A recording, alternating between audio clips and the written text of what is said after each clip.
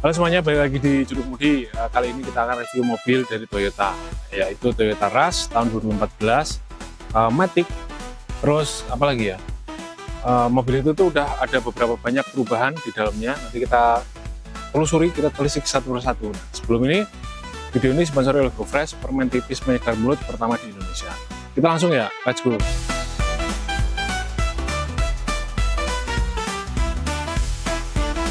Kita lihat depannya dulu nih. Di depannya ada apa? Di yang paling atas tuh nggak ada apa-apa ya teman-teman ya, nggak ada perubahan apa-apa. Terus ada grillnya nih. Grillnya tuh sepertinya entah dicat, oh dia di apa namanya, di cutting sticker teman-teman. Di cutting sticker. Terus ini juga nih, ini juga biar nyatu ya. Gitu. Terus di bawah nggak ada apa-apa ya.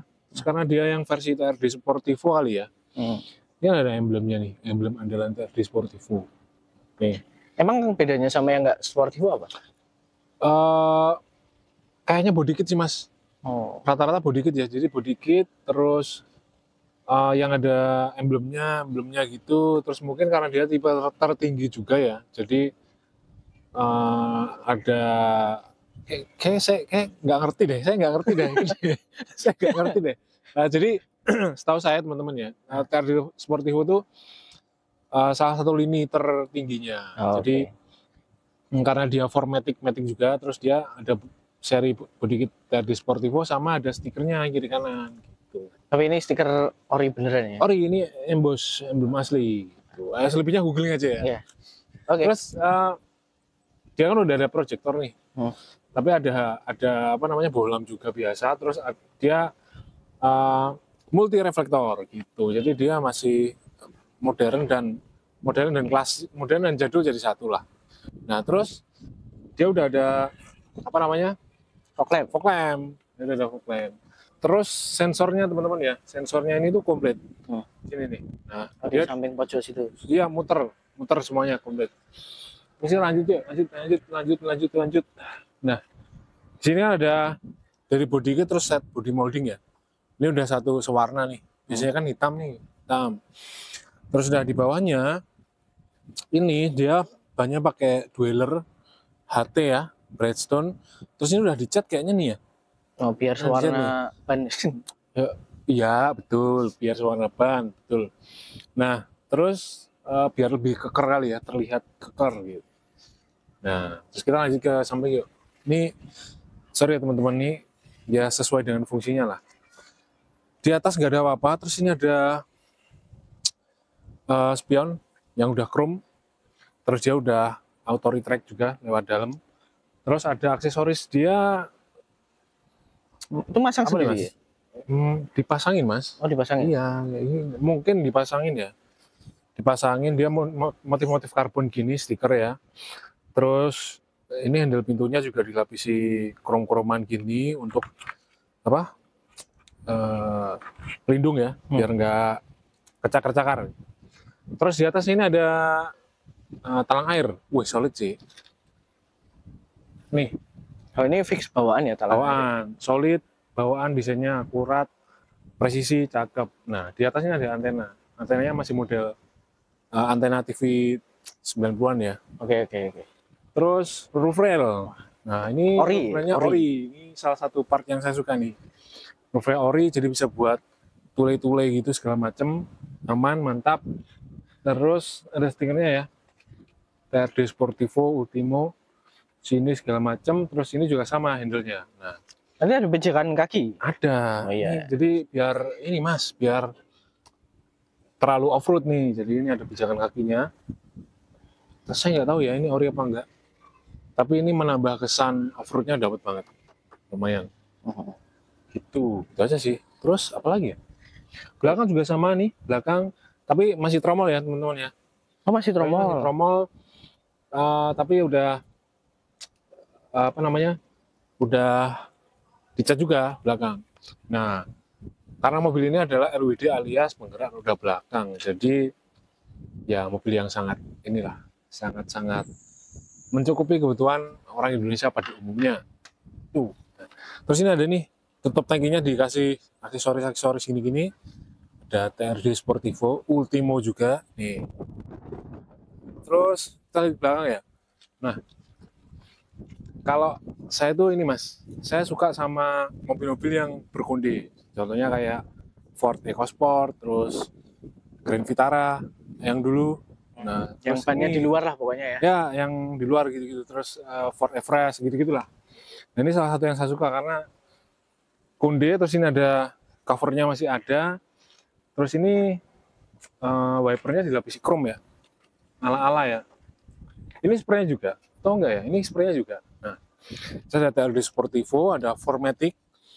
Ini yang juga sangat sakral ketika menemukan ini di Avanza Gen 1. Jadi mobil yang sangat spesial. Terus di kiri ada ras, terus ada handle pintunya. Jadi bukanya seperti ini. Literally pintu ya. Betul. Itu Lah, samping. Nah itu. ini ada spoilernya, namun Itu apa itu? ini Kan biasanya itu kan antena ya. antena. Nah. Ini ini ekor hiu ini. Ini Bukan sirip hiu, bukan sirip hiu, ini ekor hiu. Saya kayaknya ini radio untuk pengintai ini deh, rudal Rusia mungkin. Karena ada sirip hiu tiba-tiba di spoiler, terus kita nggak ngerti, jujur aja kaget. Pemecah ini biar aerodinamis. Oh gitu ya. Padahal kan udah kenampek gini ya. Secara teori yang saya dapat di Mini 4BD Let's and Go itu kan kalau udah ada ininya kan nggak perlu pakai ini Mas. Ini kan kayak pecah belah gitu. Jadi nggak bersatu anginnya. Aspun ya. Terus kita ke bawah. Nah di sini ada logo Toyota-nya masih.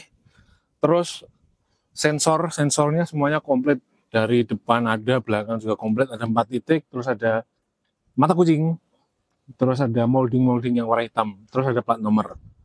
Cakep sih. Tuh, lampunya model kayak gini ya teman-teman. Jadi nggak ada aksesorisnya, nggak ada aksesoris chrome gitu. Dia orian aja lah. Tapi ini, yuk belakang. Lihat belakang. Langsung aja ya.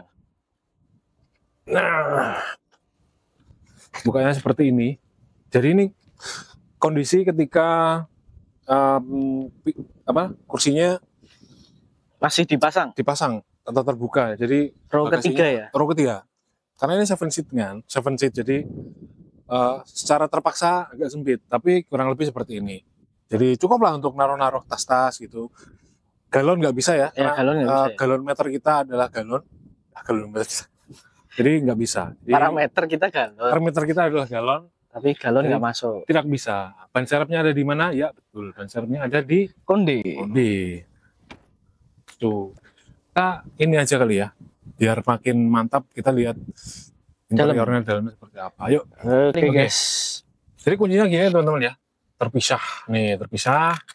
Terus semuanya masih ori dari speedometernya, setirnya juga nggak ada covernya. Ada speaker mode segala macam, terus ada airbagnya. Ini klaksonnya. Nah, modelnya seperti ini. Terus model si daun pintunya ini dia relatively hitam semua. Jadi warnanya hitam kecuali ini ya, gunmetal gitu ya, handle-nya. Gitu sih. Terus di sebelah kanan itu tidak ada tombol dummy. Jadi alias semuanya komplit. Jadi ada defogger, ada immobilizer, ada pengaturan cermin, pengaturan retract spion, ada alarm ya, jadi komplit lah, mantap. Ini fiturnya mantap sekali. Nah, terus sisanya sih standar ya, nih nggak ada apa-apanya, atas cuman ada cermin satu sama tempat naruh kunci. Di penumpang ya? Nah, bukan kunci Mas, ini kartu. Nah, kartu. Sisanya seperti itulah. Untuk mohon maaf ini head unitnya kayaknya udah diganti, tapi agak maksa ya, karena ini pecah nih. Nah, ada jam, kurang OM ya? Kurang OM. Ini terlalu adventure Mas ini. Nah, terus ini buat naruh kartu kali ya. Ini tombol-tombol AC yang masih kayak apa Mas? Kompor gas. Kompor gas. Ada soket. Ini ada buat asbaknya. Nah, ini ada tempat untuk naruh GoFresh set ini. Sponsor masuk. Nah, jadi warnanya kok beda Mas? Warnanya beda. Apa nih? Dia adalah varian baru GoFresh Lite yang harusnya ada 3, kita lupa bawa 1. Harusnya di sini. Ini GoFresh Lite itu ada Mango Breeze, es melon sama satunya, apa ya? Peach ya. Satunya peach. Jadi ini tuh untuk terutama untuk yang Genji ya, yang suka yang rasa buah light gitu, Dan terus nggak terlalu pedes. nggak terlalu pedas tapi seger di mulut. Ini recommended banget buat teman-teman, nggak cuma Genji ya, saya juga yang milenial ini juga harus gitu. Oke, kita lanjut ke area shift knob-nya ya, karena dia Matic kan ada nih PRND, D3, 2 sama L sama low. Masih bentuk ada pola patternnya. Iya betul, ini seperti ini. Terus di belakang langsung handrem, terus ada wadahnya ini kecil, lumayan tapi boxnya kecil gini, gitu. Terus joknya ya teman-teman ya, ini masih bawaannya fabric blue true kali ya, lebih ke blue true. Iya, blue true ya. Tengah-tengah ya, bukan fabric ya, blue true ya. Ini kalau nggak dirawat dengan baik sih, kotornya lumayan mengganggu sih. Tapi syukurnya dia warna hitam, terus nggak begitu macem-macem patternnya, jadi ya oke lah. Kita lihat nih, apa namanya nih? Laci dashboard. Laci dashboard yang sebenarnya kecil, jadi seperti ini. Oh, diselipin doang. Diselipin sama ini ada. Oke lah. Terus buat security-nya tuh di sini udah terpantau ada SRS airbag ini sama bagian si penumpang yang depan ya, jadi udah lebih dari cukup lah. Terus speakernya juga ada 4, ada tweeter 2, speaker depan belakang, itu sih. Untuk posisi nyetir di depan tuh enak ya, sama duduk di depan tuh enak menurut saya, rekreasional. Emang harus ya yang di depan ya, enak. Motornya bisa tilt teleskopik? Belum bisa. Oh belum bisa. Sama sekali. Oh beneran ya, fix ya? Fix gitu. Fix mas. Nggak bisa nih. Tapi udah posisi setir aman? Cukup kalau untuk postur saya mah. Ini juga udah aman. Oke, kita lanjut ke yang row kedua yuk. Oh, sap. Nah, di row kedua ini luas, sebenarnya luas. Tapi view kita tuh agak terhalang oleh blower AC di atas. Jadi agak pusing kalau di sini nih. Tapi posisi duduk, terus kelandaian, terus ukuran jok juga kan 50-50 ya, itu enak pas sekali. Terus di tengah ini ada dia semacam bottle holder tapi kecil gini ya, satu doang. Terus ini ada apa nih? Asbak juga. Nah, ini. Terus sisanya mungkin lampu ya, lampu baca ya di sini. Satu doang. Terus ini ada blower 1, 2, 3 off tuh. Terus dia bisa dilipat sampai nekuk gitu ya, sampai nekuk gini. Nanti kita praktekin deh. Sisanya sih no problem lah. Si daun pintu juga seperti ini, modelnya simple. Serba hitam, terus gunmetal gini, terus ada tombol jendela, terus ada cup holder gitu. Kalau secara luas atas bawahnya gimana? Cukup mepet ya, tapi masih oke, tapi mepet. Tingginya berapa mas? 174 ya. Mepet. Ya kurang lebih seperti inilah. Cuman visibilitas yang depan kehalang sama blower. Ya kehalang sama blower sama ini, jadi terlihat sempit. Karena posisinya agak atas sedikit daripada driver atau yang duduk di depan. Oh, ada levelingnya. Kayaknya agak naik deh mas, kayak terasiring gitu. Terasiring. Boleh. Nah, terus cara buka joknya seperti ini mas. Set. Asik. Nah, terus waduh. Bawah. Wah gini, jadi ada buttonnya di sini. Nah, cara bukanya seperti ini. Kan nih flat nih. Nah, yang jadi masalah adalah ketika kita naik ke row ketiga, lebih tinggi lagi. Posisi kaki terutama ya, karena kan nah seperti ini guys, kayak ya udah nongkrong tuh. Kayak ini terlalu nongkrong gak sih? Kayak terlalu ini ya. Ini saya coba tutup ya. Kayak aduh ini astaga. Oke. Ngepas banget ya kaki ya. Ini lebih ke kayak di warung sih mas. Lebih ke warung ya. Tegak, terus walaupun ada headrestnya ya, yang seamless nyatu sama bentuk si joknya, tapi nggak begitu bantu untuk yang dewasa. Ini pas sekali mas. nih kan kayak nongkrong kan. Mm-mm. 2 orang dewasa cukup dari segi lebar, tapi segi panjangnya sama sekali nggak layak. Jadi untuk lebih ke anak kecil aja kali ya. Iya. Terus Kakinya naik banget kayak jongkok. iya betul mas, seperti pakai itu mas, apa kursi jongkok itu. Terus nggak ada seat belt ya belakang mas. Adanya depan sama tengah doang. Tuh, itu aja sih. Terus ada kompartemennya lumayan sebenarnya, di belakang ada cup holder, di kiri ada yang gede-gede buat naruh barang gitu lah. Tapi kalau untuk naruh manusia sih enggak lah ya. Bisa tapi tidak nyaman. Anak kecil. Ya. Anak kecil bisa cocok gitu. Oke. Oke. Habis ini kita coba test drive yang dimana mobil ini banyak stigma sebagai apa? Gerobak. Gerobak. Gitu. Benar apa enggak kita coba ya. Padahal bentuknya maco. Bentuknya maco mas. Tuh. Oke. Sap. Oke teman-teman, kita coba test drive ya, kecil-kecilan ya. Jadi karena ada stigma gerobak ya, jadi kita akan tes seberapa gerobak mobil ini, apakah memang gerobak atau sebenarnya enak gitu. Nah, kalau untuk dari power sih 1500 cc ya, dia harusnya pakai rang minimal 92. Ini penggerak roda belakang nggak bohong, jadi tarikannya Kerasa banget. RPM awal ya sangat-sangat berasa, sangat apa namanya lincah, sangat lincah. Terus visibilitasnya tuh cakep banget. Yang maksudnya adalah mobil ini tuh kayak naik jeep gitu mas, kayak tinggi, terus di mana-mana kelihatan. Feel-nya berwibawa ya. Enggak berwibawa mas.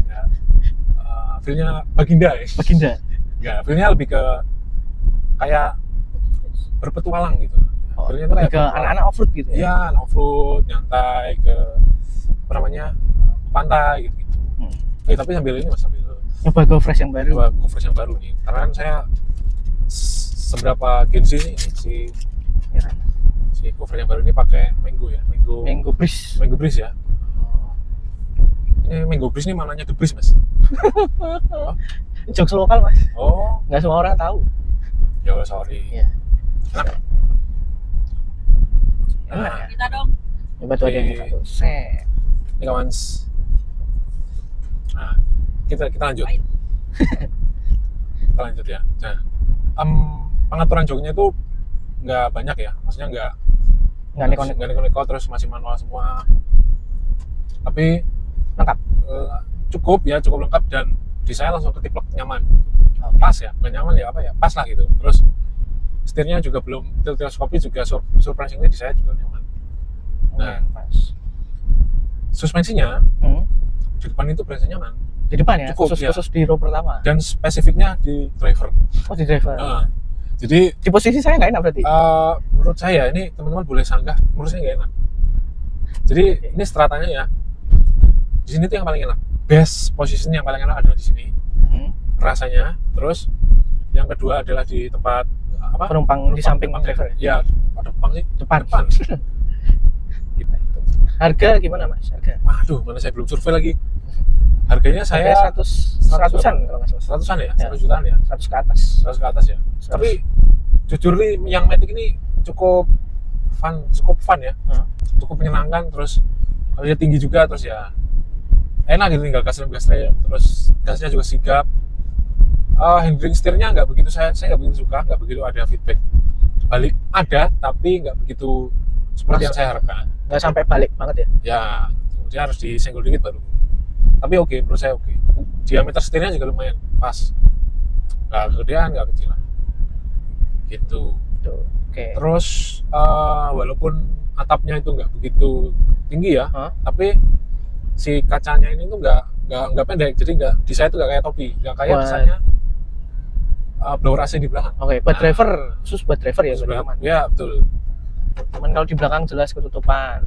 PR sih emang. Kalau biar kita biar nggak mabuk tuh, nggak mabuk darah tuh minimal lihat jalan sih. Cuma kalau jalannya ketutup ya.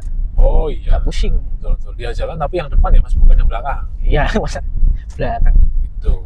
Oh iya teman-teman, mobil ini konsumsi BBM-nya ya mas, konsumsi BBM. Itu di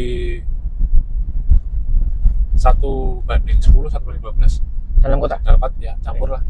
Keluar kota bisa sampai 116 kan ya. Tentunya pakai BBM yang dianjurkan ya teman-teman. Kalau yang spek di bawah itu saya kurang tahu. Gitu. Ini sih lumayan apa ya, bukan irit tapi standar ya, Standar saja. standar ya. Buat mobil 7 seater Ya, tapi ini lumayan. Lumayan tapi 7 seater yang ke seat yang belakang tuh nggak bisa benar-benar difungsikan menurut saya sih. Ya. Kecuali kepepet banget dan harus anak banget. kecil ya. Ya, atau anak kecil. Gitu. Oke. Nah, terus kira-kira ngomongin pajak. Pajak ya. Ini tahun kan mobil tahun 2000 berapa? 14 masih tergolong muda menurut saya ya. Pajaknya sih di 3 jutaan ya mas? 3 jutaan? Ya masih agak ini ya? lumayan tinggi lumayan ya? Agak lumayan. Pajaknya lumayan tinggi, terus perawatannya kali yang relatif murah ya. Karena Toyota ya. Toyota ya. Kalau Daihatsu kan Daihatsu apa? Toyota Rush, Daihatsu Terios. Jadi relatif murah dan terjangkau. Namun suspensi depannya kan McPherson Strut ya, jadi enak. Kalau yang belakang itu agak lumayan ada link-linknya ya, jadi agak padat, agak ribet gitu. Jadi misalkan ada suara-suara di belakang tuh harus ditelusuri semuanya, terutama yang part yang ada karet-karetnya, gitu, pusing-pusing gitu-gitu. Oke. Cuman balik lagi, saya dulu pernah browsing tuh harganya juga terjangkau juga. Jadi walaupun perintilannya banyak, tapi harganya per item itu juga nggak mahal. Oke. Gitu. Nah, terus kalau buat orang yang mau punya mobil pertama nih, ya kira-kira dianjurkan nggak nih pakai ini sebagai mobil harian? Menurutku iya mas. Ya. Ya karena alasannya ya Toyota sama Daihatsu yang pertama, yang kedua ini penggerak roda belakang, yang dimana sangat cocok untuk tanjakan dan jalan-jalan aspal grunjal ya. Gitu. Yang ketiga ground clearance-nya lumayan tinggi, relatif tinggi. Oke. Ya di mana ya balik lagi hidup di Indonesia, terus apa? Yang jalan-jalannya kadang kita nggak bisa duga, atau becek, genangan deh, nggak harus macet genangan. Itu kan kalau polisi tidur. Nah. Iya polisi tidur gitu, yang lumayan ini ya. Cuman di saya minusnya sih dinaikin kurangnya. Yang row kedua dan 3. Pokoknya kalau buat driver aman, bawa sendiri ya, minimal. Bawa sendiri. Minimal bawa sendiri itu menyenangkan. Sumpah ini menyenangkan sekali. Terus lumayan, ya nggak begitu ini sih, nggak begitu bising juga sih. Oke. Lumayan ya. Recommended menurut saya. Sangat jadi recommended. ya silakan teman-teman yang menginginkan di ini ya, Rush atau Terios ya. Harusnya feelnya nggak beda jauh lah ya. Harusnya sama Rush ya. Ya. Terus mungkin PR-nya pajak aja kali ya. Pajak. Sisanya sih mantap. Oke. Closing kali ya. Closing. Teman-teman terima kasih atas atas ini udah nonton. Boleh ditambahin kalau ada yang kurang-kurang ya. Di komen, kita berinteraksi di komen. Mohon maaf jika ada salah-salah kata. Sampai bertemu di review Juru Kemudi selanjutnya di mobil harian. Terima kasih, sampai jumpa. Wah, go fresh.